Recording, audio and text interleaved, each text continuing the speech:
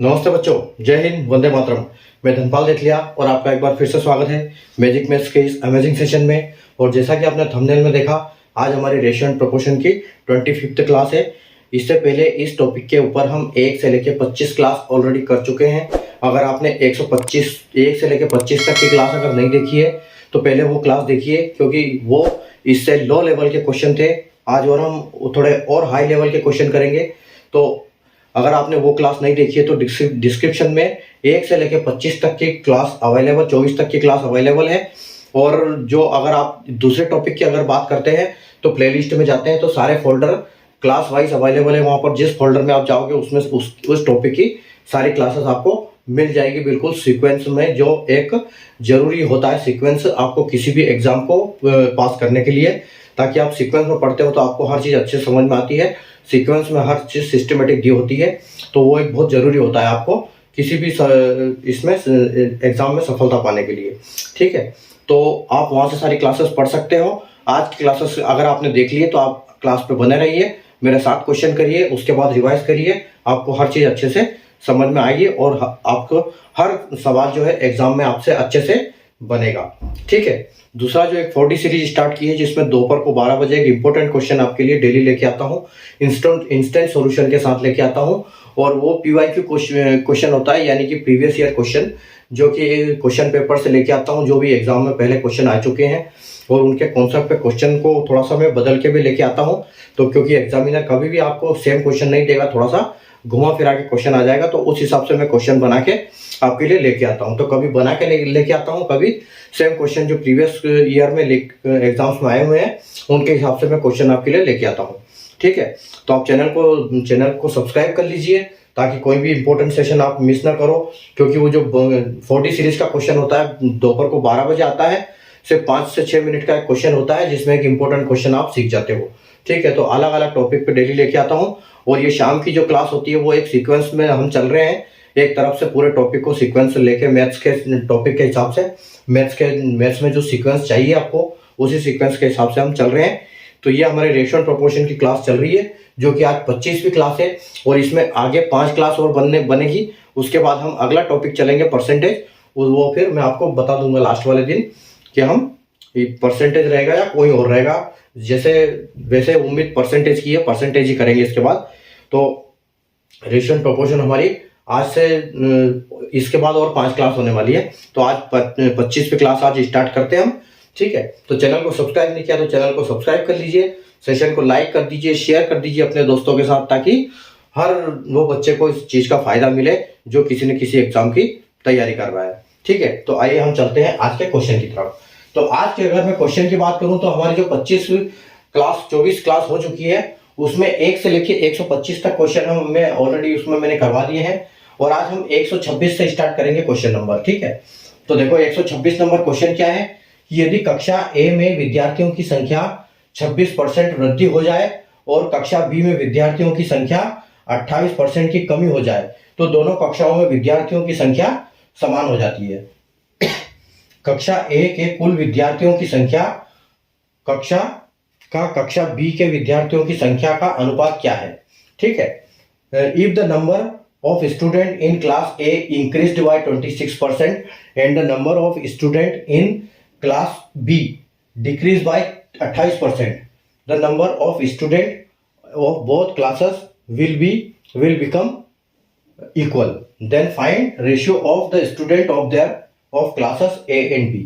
देखो यहाँ पर सबसे पहले क्या होता है कि जब भी आप एग्जाम में बैठते हो तो सबसे पहले क्वेश्चन को अच्छी तरह से पढ़ो कि क्वेश्चन कहना क्या चाह रहा है। जब आप क्वेश्चन ठीक से पढ़ोगे तभी आपको समझ में आएगा कि आप इसमें करना क्या है। नहीं तो आप हड़बड़ी में सोचोगे कि जल्दी जल्दी क्वेश्चन करें और क्वेश्चन को नहीं पढ़ोगे तो आपसे वो आंसर भी गलत हो जाएगा। ठीक है, तो देखो ये क्या बोल रहा है कि कक्षा ए में, मान लो अभी क्या है, कक्षा ए और बी, कक्षा 2 है। ठीक है, दो क्लासेस है ए और बी। अभी इसमें भी 100% छात्र है, अभी इसमें भी 100% छात्र है। लेकिन 100% का मतलब ये नहीं है कि छात्र कितने वो हमको पता है। ठीक है, अभी हमको पता नहीं है कि 100% उसका कितना है, वो हमको फाइंड करना है। तो ये क्या बोल रहे हैं कि यदि कक्षा ए में 26% की वृद्धि हो जाए, यानी कि यहां पर +26 हो जाए। ठीक है, +26% इंक्रीज हो जाए। और कक्षा बी में 28% की कमी हो जाए, यानी कि यहां पर क्या हो जाए, -28% हो जाए।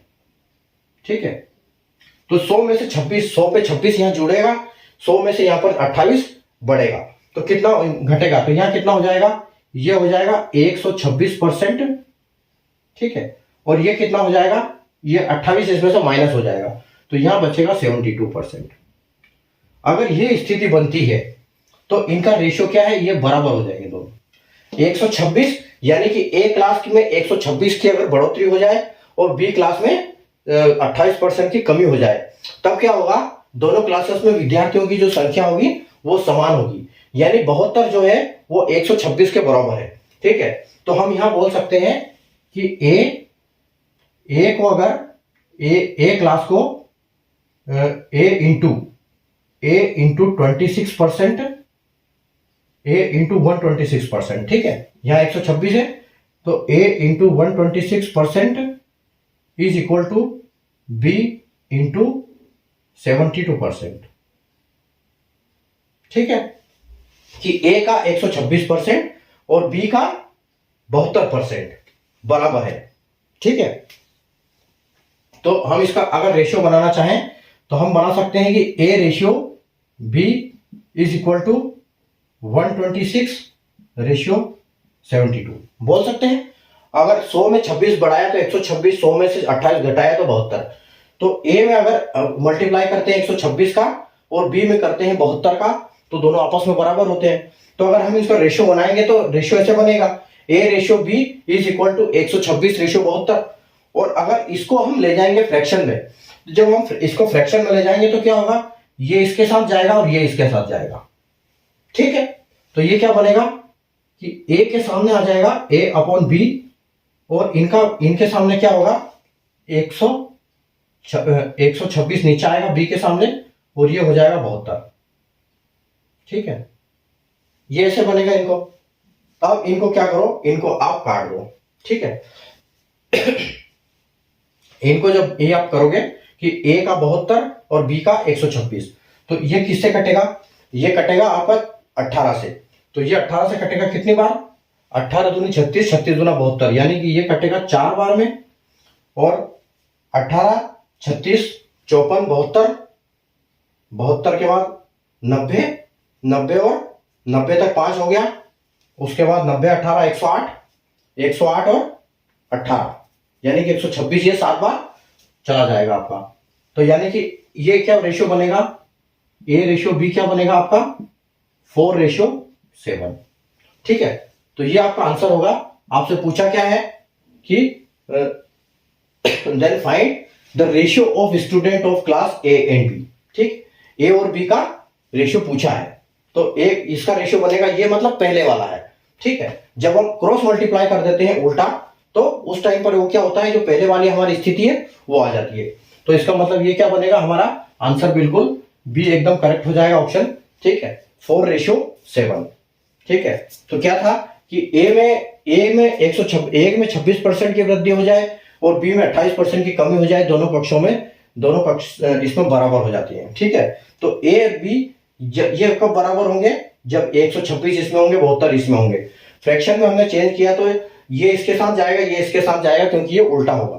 ठीक है, तो ये इसका हमने काट पीट के ये रेशियो कम कर दिया, छोटा हो गया, तो रेशियो क्या बन गया, पहले वाली क्लास का जो पहले था, ये मतलब उससे पहले ये वाला, ये 100% है, इसको हम बोलेंगे 100% वाली चीज। ये जो यहां पर हमने दिखाई, ये है ये। ठीक है, तो ये बराबर 4 है और ये बराबर 7 है, तो ये हमारा आंसर आएगा। इस हिसाब से आंसर हमको करना है, अगर एग्जाम में आएगा तो हम ये अप्रोच लगानी है, इस अप्रोच से हम आसानी से जल्दी से क्वेश्चन कर पाएंगे। ठीक है, तो उम्मीद है आपको कॉन्सेप्ट आपको समझ में आ गया होगा कैसे हमने किया इसको। तो हम चलते हैं अगले क्वेश्चन की तरफ। क्वेश्चन नंबर 127 देखते हैं।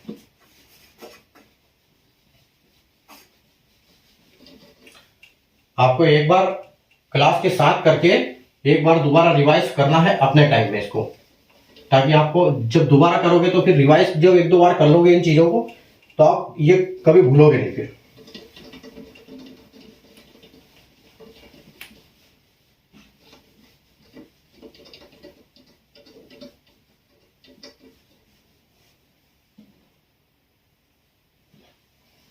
चलिए देखते हैं क्वेश्चन नंबर 127।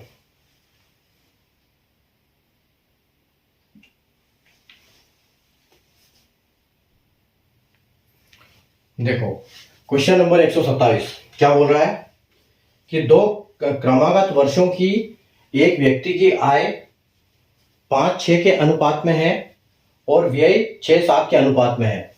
यदि दूसरे वर्ष की आय 1,80,000 रुपए है और पहले वर्ष का व्यय 1,20,000 रुपए है, तो दोनों वर्ष की बचत का अंतर ज्ञात करें।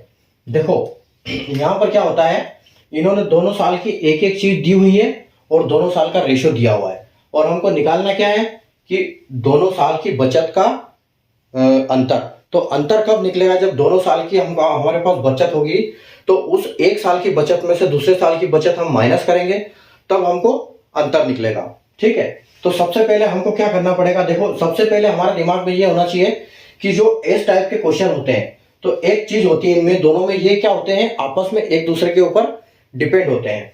जैसे कि अगर हम एक्सपेंस की बात करें, ठीक है, तो एक्सपेंस क्या होता है, एक्सपेंस होता है सैलरी मतलब इनकम, ठीक है, इनकम माइनस ये अपना आप एक्सपेंस जो होगा इनकम माइनस आपका प्रॉफिट, ठीक है, सेविंग, यानी कि सेविंग को इनकम में से सेविंग को माइनस कर दोगे तो बचेगा आपका एक्सपेंस निकलेगा। सेविंग कैसे निकलेगा, सेविंग निकलेगा आपका इनकम माइनस एक्सपेंस, ठीक है, आपकी टोटल इनकम में से एक्सपेंस जाएगा तो सेविंग बचेगा। ठीक है, अब इसके बाद इनकम क्या होगी, इनकम होगी आपका एक्सपेंस प्लस सेविंग। ये जो चीजें आपको याद होनी चाहिए इनकम सेविंग एक्सपेंस वाला केस में। ठीक है, एक्सपेंस इनकम और इनकम में से सेविंग जाएगी तो एक्सपेंस, इनकम में से सेविंग जाएगी तो एक्सपेंस मिलेगा, इनकम में से एक्सपेंस जाएगा तो सेविंग मिलेगी, और एक्सपेंस और सेविंग दोनों जब प्लस होगा तो इनकम बनेगी। इनकम का फॉर्मूला होगा एक्सपेंस प्लस सेविंग। ठीक है, तो देखो यहां पर क्या पूछ रहा है क्वेश्चन पे आते हैं कि दो क्रमागत वर्षों की आय, ठीक है, यानी कि अब हम पकड़ लेते हैं कि ये साल है, पहला साल फर्स्ट ईयर लिख लेते हैं फर्स्ट, ठीक है, फर्स्ट ईयर और सेकंड ईयर। ठीक है, अब पहला साल दूसरा साल, पहला साल दूसरा साल, अब इनके पास सबसे पहले क्या होगी इनकम, ठीक है, इनकम, उसके बाद एक्सपेंस, इनकम में से एक्सपेंस जाएगा तो हमारे पास बचेगी सेविंग। ठीक है, इनकम में से income minus expense, income minus expense is equal to saving मिलेगी हमको। हमको क्या चाहिए सेविंग। अब हमको यहां जो सेविंग होगी और यहां सेविंग होगी, इन दोनों का जो डिफरेंस आएगा वो हमको चाहिए, वो वहां पर हमारा आंसर मिलेगा।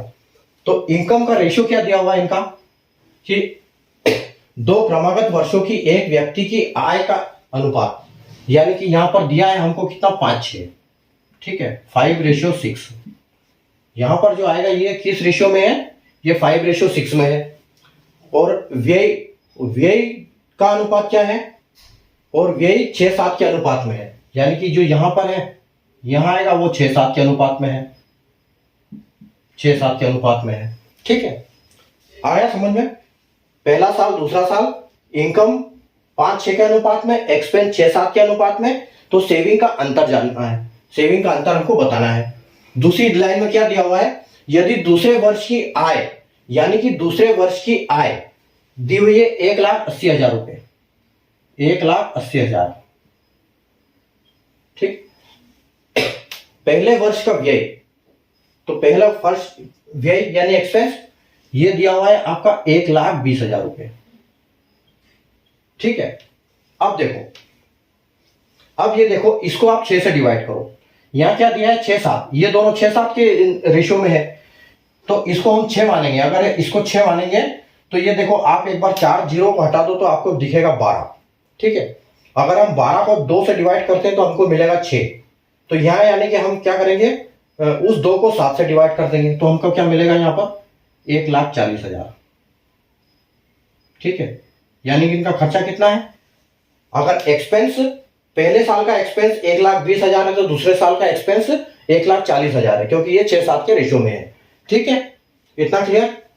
और अगर यहां पर पहले साल दूसरे साल की इनकम 1,80,000 है तो हम इसको 6 से डिवाइड करेंगे।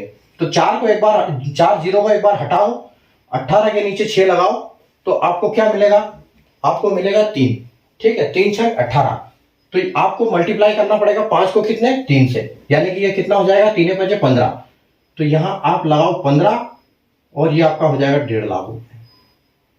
ठीक है, यानी कि पहले साल में उसकी इनकम 1.5 लाख रुपए थी, जिसमें से खर्चा करता था 1,20,000 रुपए। दूसरे साल की उसकी इनकम 1,80,000 थी, उसमें से वो खर्चा करता था 1,40,000 रुपए। ठीक है, अब आपको दोनों साल की सेविंग निकाल लो, इसमें से माइनस ही करना है बस। तो 1.5 लाख में से 1,20,000 जाएगा, यानी कि आपका पास बचा हुआ है 30,000 रुपए। ठीक है, 1,80,000 में से 1,40,000 माइनस कर दो, तो आपके पास बचा है यहां पर 40,000 रुपए। तो इनकम का उसका क्या आएगा, क्योंकि 30,000 तो पहले बचाता था, इस साल 1 लाख, अगले साल 40,000 बचाता है, यानी कि डिफरेंस क्या आया, डिफरेंस आया 10,000 रुपए। तो ये आपका आंसर है।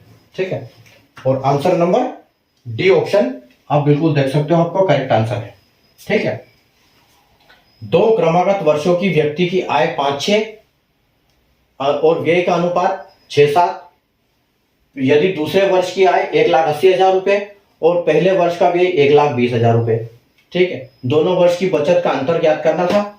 तो ये आपको पता होना चाहिए, expense is equal to income minus saving, saving is equal to income minus expense, income is equal to expense plus saving. ठीक है, यानी कि जब इनकम आएगी तब दोनों काम होंगे, एक्सपेंस भी, खर्चा भी होगा और बचत भी होगी। ठीक है, सेविंग किस में से निकलेगी, इनकम, जो आपकी इनकम होगी आय में से घटा दोगे, जो एक्सपेंस हटा दोगे, जो बचेगा वो सेविंग हो जाएगा। ठीक है, अगर इनकम की सेविंग हटा दोगे तो आपके पास खर्चा बचेगा। तो ये फॉर्मूला आपको याद होना चाहिए। दूसरा, उस ऐसे खोखा बनाओ, अपनी अपनी जगह सब रख दो, तो ऑटोमेटिक आपका आंसर आसानी से आ जाएगा, उसमें कोई दिक्कत नहीं आएगी आपको। बिल्कुल अच्छी ट्रिक है, और इसमें आपको बस कैलकुलेशन आना चाहिए कि जैसे अपन ने यहाँ रेशियो देखा तो इसको देख के फट से अपन ने कर दिया, तो ये आपको बस आना चाहिए। यहाँ पर थोड़ा सा कैलकुलेशन का खेल है, बाकी कुछ नहीं है। ठीक है, बिल्कुल आसानी से। और सबसे पहली बात है, क्वेश्चन को ध्यान से पढ़ना है। जब तक क्वेश्चन को ध्यान से नहीं पढ़ोगे, आपको समझ में नहीं आएगा कि आंसर में आपको करना क्या है, कैसे निकालना है। तो बस ये है मेन। ठीक है, तो इनकम हमने निकाल दी। अगर 1,80,000 रुपए दूसरे साल की है तो पहले साल की 6-5-6 के अनुपात के हिसाब से 1.5 लाख रुपए, 6-7 के अनुपात के हिसाब से उसका एक्सपेंस अगर पहले साल का 1,20,000 है तो दूसरे साल का 1,40,000 पहुंच जाएगा, यानी कि एक यूनिट बढ़ जाएगी, और एक यूनिट की कीमत है यहाँ पर 20,000 रुपए। ठीक है, तो हमारा प्लस माइनस करके सेविंग निकल गया दोनों साल का, फिर दोनों साल में से हमने माइनस कर दिया, 40 में से 30 जाएगा, तो आपका अंतर निकल जाएगा 10,000। ठीक है, तो उम्मीद है आपको कॉन्सेप्ट समझ में आ गया होगा। अगले क्वेश्चन की तरफ बढ़ते हैं, क्वेश्चन नंबर 128, क्वेश्चन नंबर 128।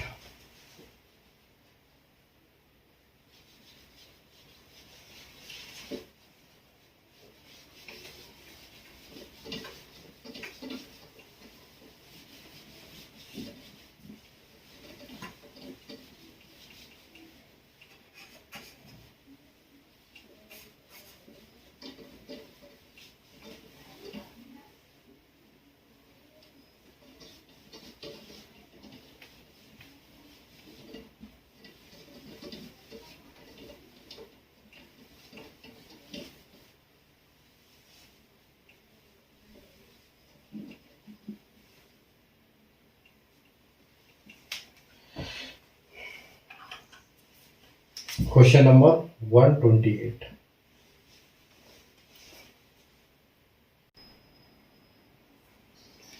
देखो, क्वेश्चन नंबर 128 क्या बोल रहा है, एक परिवार में सदस्यों की कुल संख्या के 3/8 महिलाएं हैं और बाकी पुरुष है। महिलाओं में बच्चों की संख्या 2/3, जबकि पुरुषों की संख्या का 3/5 बच्चे हैं। ठीक है, परिवार कुल संख्या का कितना हिस्सा बच्चों का है। ठीक है, in a family 3/8 of the total numbers of members are female and the rest are male. 2/3 of the numbers of females are children while 3/5 of the number of males are children. What is the fraction of the total number of the members are children? ठीक है, तो यहां पर कुछ fractions दिए हुए हैं। ठीक है, तो इन फ्रैक्शनों को से हमको पता लगाना है कि परिवार में बच्चों की कुल संख्या कितनी है, चाहे वो लड़का हो या लड़की हो। अब हमको दिया क्या गया है कि 8 में से 3 महिलाएं हैं और 3 में से 2 बच्चे हैं पुरुषों में, और 5 में से 3 बच्चे हैं, 5 में से 3 पुरुषों में हैं और 3 में से 2 महिलाएं बच्चे हैं। ठीक है, तो देखो इसको कैसे करेंगे हम। देखो सबसे पहले अगर इसने बोला है कि फीमेल 3/8 है, ठीक है, तो यानी कि ये तो कंफर्म है यहाँ पर कि जो टोटल संख्या है बच्चों की परिवार की वो है 8। ठीक है, अब 8 में से कितनी महिलाएं हैं, ये टोटल पूरी फैमिली है। ठीक है, यहां पर ये पूरी फैमिली है, ये पूरा परिवार है। ठीक है, अब उस परिवार में से जो ये बोल रहा है कि 3 महिलाएं हैं। ठीक है, यानी कि फीमेल कितनी है, यहां पर 3 है। ठीक है, और तो 3 अगर फीमेल है तो 8 में से 3 गए तो यहां पर मेल यानी कि 5 होंगे। ठीक है, अब देखो यहां पर दिया भी है कि 3 अगर फीमेल है तो 3 में से 2 बच्चों की संख्या है, यानी कि बच्चों की संख्या 2/3 है, तो इसमें बच्चे हैं। ठीक है, बच्चों जो महिला है, महिला में बच्चे कितने हैं, 2 बच्चे हैं। ठीक है, तो बच्चों की संख्या क्या है यहां पर, यानी कि चाइल्ड हम लिखते हैं इसमें चाइल्ड और अडल्ट बनाते हैं 2। ठीक है, ये गोला ये गोला। ठीक है, ये चाइल्ड का और ये अडल्ट का। तो फीमेल का क्या बोल रहा है, 3 में से 2 बच्चे हैं, तो यानी कि 2 बच्चे यहां पर आ जाएंगे, तो 3 में से 2 यहां चले जाएंगे तो बचेगा कितना, 1। ठीक है, यानी कि 1 महिला बड़ी है और 2 बच्चे हैं। अब यहां पर ऐसे 2 और बनाओ, यहां पर भी 2 बनाओ, एक अडल्ट वाला और एक चाइल्ड वाला। ठीक है, अब क्या बोल रहा है, देखो मेल भी यहां पर 5 है, तो यहां पर क्या दिया हुआ है कि पुरुषों की संख्या का 3/5 बच्चे हैं, तो यानी कि 5 में से 3 बच्चे हैं यहां पर, और यहां पर बड़े कितने हैं, अगर 5 में से 3 बच्चे होंगे तो बड़े 2 होंगे। अब देखो यहां पर बहुत अच्छी बात यह है कि जितने हमारे नंबर है उसी हिसाब से फ्रैक्शन दिए हुए हैं। अगर नंबर ज्यादा होते तो हम उसको कैलकुलेट करके काटापीटी करके फ्रैक्शन में लेके आते, लेकिन यहाँ पे हमको काटापीटी की जरूरत नहीं है। यहाँ पर हमको कुल पूरा एग्जैक्ट फिगर मिल रहा है कि 8 टोटल मेंबर है, जिसमें से 5 मेल है और 3 फीमेल है, और मेल में टोटल 5 है तो 5 में से 3 बच्चे हैं और 2 बड़े हैं, और फीमेल में टोटल 3 है तो 2 बच्चे हैं और 1 बड़ा है। ठीक है, तो अब हमसे पूछा क्या है, परिवार की कुल संख्या का कितना हिस्सा बच्चों में है, तो हमको बताना पड़ेगा एक तो ये है बच्चा का और एक ये है बच्चों का, ये वाला। ठीक है, तो यानी कि बच्चों का संख्या कितनी है, 3 + 2। ठीक है, और टोटल कितने हैं, 8। पूरा फैमिली कितना है, 8, यानी कि आपका आंसर जो आएगा वो 5/8 आ जाएगा कि टोटल परिवार में से 8 में से 5 बच्चे हैं। ठीक है, और 5/8 आप देख सकते हो, ऑप्शन नंबर सी बिल्कुल करेक्ट आंसर है। ठीक है, तो 8 सदस्य हैं, 3 महिलाएं हैं, 8 सदस्य हैं, 3 महिला हैं, बाकी पुरुष है, यानी कि बाकी बचे हुए पुरुष है। 8 में से 3 जाएंगे तो 5 बचेंगे, यानी 5 पुरुष है। महिलाओं में बच्चों की संख्या 3/2, यानी कि 3 में से महिला में से 2 बच्चे हैं, जबकि पुरुषों की संख्या का 3/5 बच्चे हैं, तो 5 में से 3 बच्चे हैं तो 2 बड़े हैं। ठीक है, ये हमको फिगर पूरा मिल गया हमारा फैमिली का। तो बच्चों का संख्या एक ये बच्चों का, एक ये बच्चों का, 3 और 2 5, टोटल परिवार का हिस्सा नीचे 100% आएगा, मतलब 8। तो ये बस इतना सा कैलकुलेशन था इसमें, और बाकी कुछ दिमाग नहीं लगाना, इतने में आपका आंसर आ जाएगा। ठीक है, तो उम्मीद है आपको कॉन्सेप्ट समझ में आ गया होगा ये। ठीक है, बढ़ते हैं क्वेश्चन नंबर 129 की तरफ।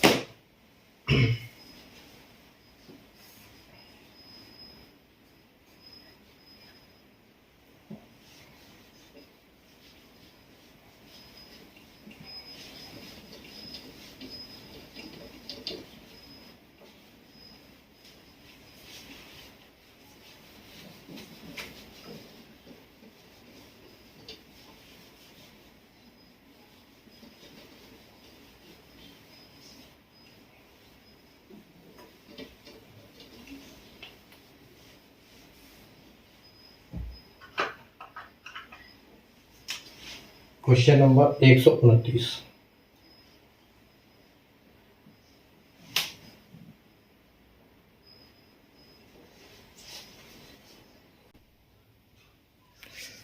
आइए देखते हैं क्वेश्चन नंबर 129।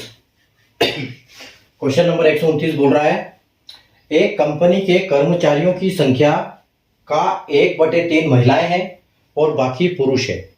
यदि महिलाएं कर्मचारी का 3/5 और पुरुष कर्मचारियों का 5/7 5/8 स्थायी है और स्थायी कर्मचारियों की कुल संख्या 370 है, तो कुल कर्मचारियों की संख्या का 7/15 अस्थायी पुरुष कर्मचारियों की संख्या से कितना अधिक है। ठीक है, 1/3 of the number of the employees of a company are females and the rest are males.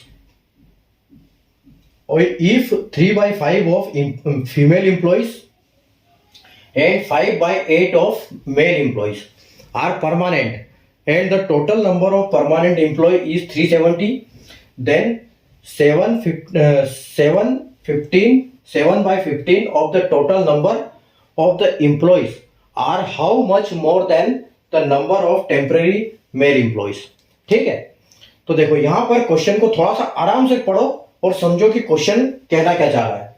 ठीक है, यहां पहली लाइन में बोल रहा है कि एक कंपनी के कर्मचारियों की संख्या का 1/3 महिलाएं हैं। 1/3 महिलाएं हैं मतलब 3 में से 1 महिलाएं हैं और 2 पुरुष है। ठीक है, तो हम यहां पर यह मान सकते हैं कि टोटल इंप्लॉय कितने हैं, 3 है। अभी के लिए हम 3 अज्यूम करते हैं।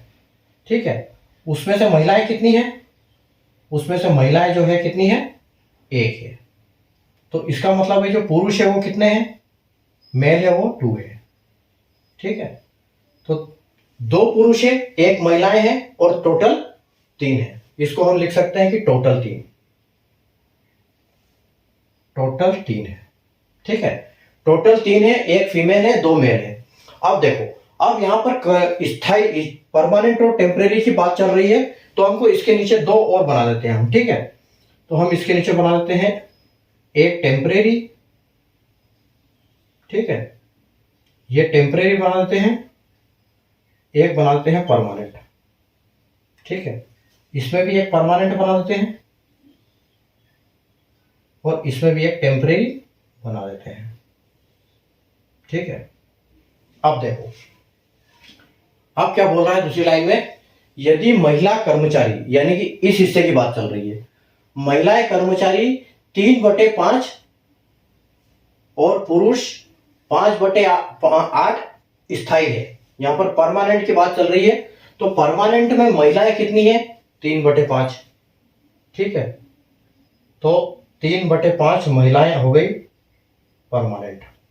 ठीक है, पुरुष कर्मचारी 5/8 स्थायी है, यानी परमानेंट है, तो 5/8 पुरुष, तो 5/8।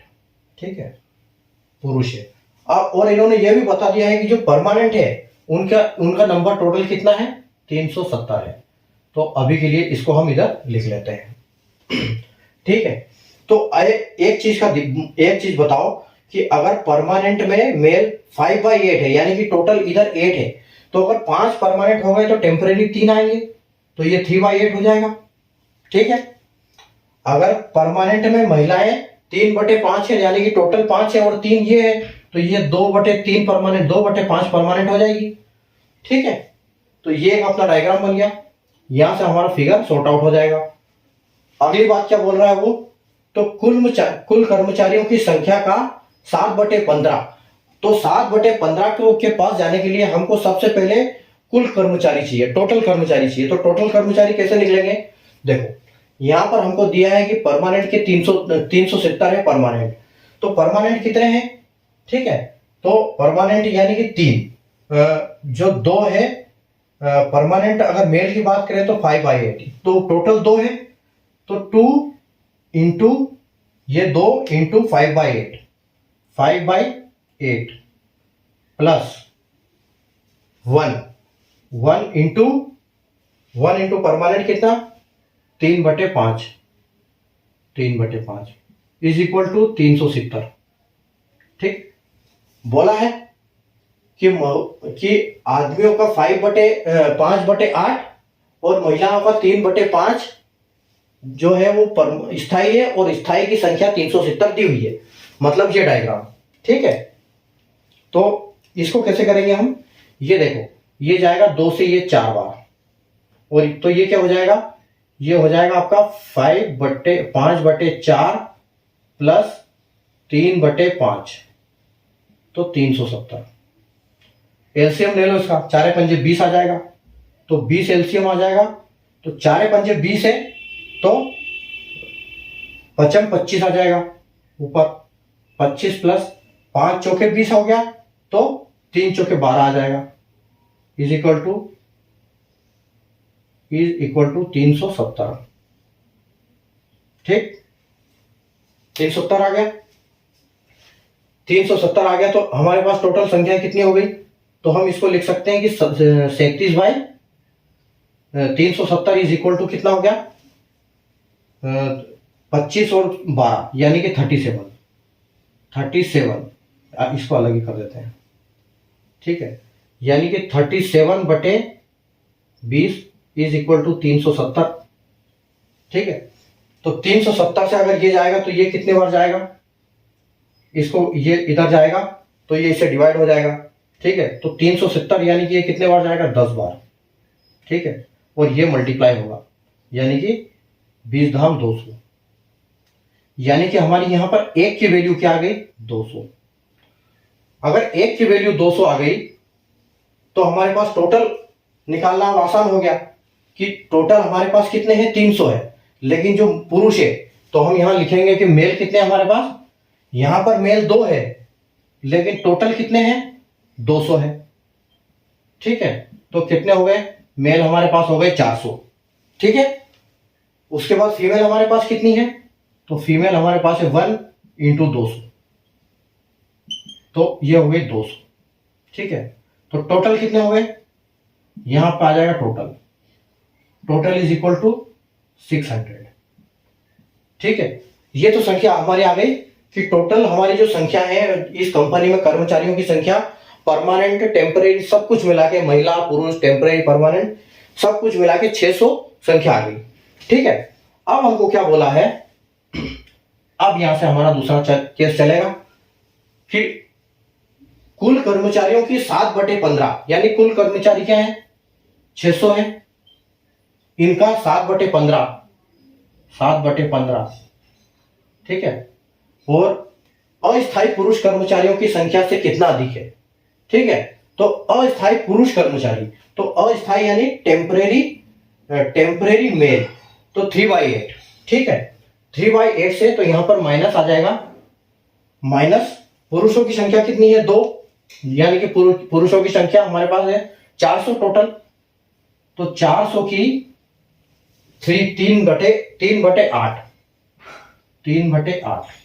कितनी है? अब इसमें जो आएगा वो हमारा आंसर आ जाएगा कि टोटल संख्या का 7/15 और मेल पुरुषों की संख्या यानी कि 400 का 3/8 जो कि टेम्परेरी है, उससे कितना ये अधिक है। तो इसमें से जब ये माइनस हो जाएगा तो हमारा आंसर आ जाएगा यहां पर। ठीक है, तो अब इसको हम कैसे करेंगे? इसको देखो, ये 15 चौके 60 हो जाएगा, तो ये कितने बार जाएगा? 60 बार जाएगा। ठीक है, 15 चौके 60 और 1 0 बच गया, तो 40, सॉरी, 15 चौके 60 और 40। ठीक है, तो 7 चौके 28, यानी कि ये 280 माइनस ये कितने जाएगा? 8 पंजे 40। ठीक है, तो ये 5 और ये 0 1, तो 50 इंटू 30 150, ठीक है। 280 में से 150 माइनस कर दो, ये आपकी संख्या आ जाएगी। ये 280 जो है ये टोटल का 7/15 है, और जो 150 है ये क्या है, मेल पुरुष टेम्परेरी है, ठीक है, टेम्परेरी आदमियों की संख्या। तो 280 में से देखो, शून्य में से शून्य जाएगा तो शून्य बचेगा, 8 में से 5 जाएगा तो 3 बचेगा, 2 में से 5 जाएगा तो 1 बचेगा, यानी कि ये हमारी संख्या आ गई 130, ठीक है। और ये हमारा फाइनल आंसर, ठीक है, 130 आप देख सकते हो ऑप्शन में, बिल्कुल सी ऑप्शन एकदम करेक्ट आंसर है आपका, ठीक है। तो उम्मीद है आपको कॉन्सेप्ट समझ में आया होगा। इस टाइप के क्वेश्चन आएंगे तो हम कैसे अप्रोच लगाएंगे, कैसे इनको सोल्व करेंगे। कंपनियों में कर्मचारी की संख्या दी थी हमको, 1/3 महिलाएं हैं बाकी पुरुष है। यहाँ से हमने निकाल लिया कि टोटल 3, तो 1 महिला है तो 2 पुरुष है, ठीक है। यदि महिला कर्मचारी 3/5, तो महिला कर्मचारी का 3/5 परमानेंट है और पुरुष का 5/8 परमानेंट है। तो हमने यहाँ से टेम्परेरी निकाल लिया, 8 में से 5 परमानेंट है तो 3 टेम्परेरी आएंगे, 5 में से 3 परमानेंट है तो 5 में से 2 टेम्परेरी आएंगे। फिर कुल, तो यहाँ से हमने ये सोल्व करके यहाँ से हमने 1 की वैल्यू निकाल ली, 1 की, क्योंकि हमको 370 दिया था, उससे हमको ये मिली सहायता कि हाँ हमारी कुल संख्या हमारी निकल गई। यहाँ से 1 की वैल्यू निकल गई, तो हमारे पास टोटल 3 थे, जिसमें से 2 पुरुष और 1 महिला थी। तो 2 पुरुष 200 के हिसाब से, यानी कि 400, और महिलाएं थी 200, तो 600 टोटल हमारी स्ट्रेंथ आ गई। स्ट्रेंथ का 7/15 और टेम्परेरी का 3/8, तो 280 माइनस 150, यानी कि आपका आंसर 130 बिल्कुल एकदम करेक्ट आंसर है, ठीक है। अगर आपको कॉन्सेप्ट समझ में आ गया तो सेशन को लाइक शेयर करते रहना, ठीक है। और इस सेशन को देखने के बाद दोबारा आपको एक बार अपने हिसाब से टाइम पे रिवाइज करना है, ताकि आप कभी क्वेश्चन को भूलोगे नहीं। जब भी एग्जाम में इस टाइप के क्वेश्चन आएंगे तो आप आसानी से कर पाओगे, ठीक है। तो उम्मीद है आपको सेशन समझ में आ गया होगा। सेशन को लाइक शेयर कर देना, चैनल को सब्सक्राइब करके रखिए, ताकि इंपॉर्टेंट सेशन आपको डेली ऐसे मिलते रहे, ठीक है। कल फिर मिलेंगे हम। आज हमारा 25वां सेशन था इसका, रेशियो और प्रोपोर्शन का। कल 26वां सेशन करेंगे हम, इसी टाइम पर वापस मिलेंगे, और नए एडवांस अच्छे क्वेश्चन के साथ, अच्छे लेवल के क्वेश्चन के साथ, ठीक है, जो कि मेंस लेवल टियर 2 की एग्जाम में आते हैं, ठीक है। तो आप मेहनत करते रहिए, प्रैक्टिस करते रहिए। अगले सेशन में फिर मिलते हैं, तब तक के लिए good night, take care, bye.